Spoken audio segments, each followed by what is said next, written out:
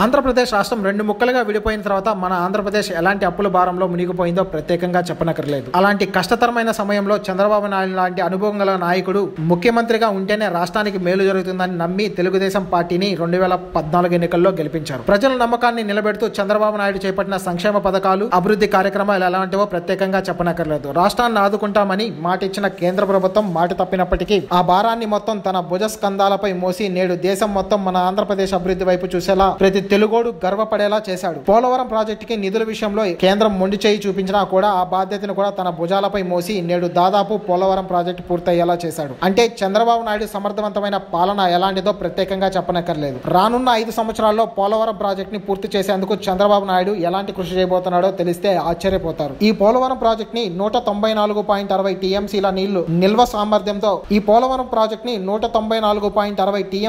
నిల్వ సామర్థ్యం ఉండేలా రూపొందించేందుకు ప్రణాళికలు సిద్ధం చేశారు. Live storage capacity 75.20 టీఎంసీలో ఉండబోతుందట. 960 మెగావాట్ల విద్యుత్ ఈ ప్రాజెక్ట్ ద్వారా ఉత్పత్తి కాబోతుంది. అంతేకాకుండా ఈ ప్రాజెక్ట్ ద్వారా 80 టీఎంసీల నీటిని కృష్ణాకి తరలించనున్నారు. ఈ ప్రాజెక్ట్ ద్వారా విశాఖ, గోదావరి జిల్లాల్లో 15.2 లక్షల ఎకరాల భూమికి నీటిని అందజేయనున్నారు. విశాఖపట్నంకు 23.44 టీఎంసీలు తాగునీటిని ఈ ప్రాజెక్ట్ ద్వారా అందజేయనున్నారు. ఆయకట్టు స్థిరీకరణ కోసం 8 లక్షల ఎకరాలను ప్రభుత్వం అందజేయనుంది. ఈ ప్రాజెక్ట్ ద్వారా 540 గ్రామాల్లో 28.5 లక్షల మందికి తాగునీటి సౌకర్యం కలగబోతుంది. ఇదిలా ఉండగా ఈ ప్రాజెక్ట్ ద్వారా ఇతర రాష్ట్రాలైన ఒడిశాకి 5 టీఎంసీలు, ఛత్తీస్గఢ్ కు 1.5 టీఎంసీలు నీటిని అందజేయనున్నారు.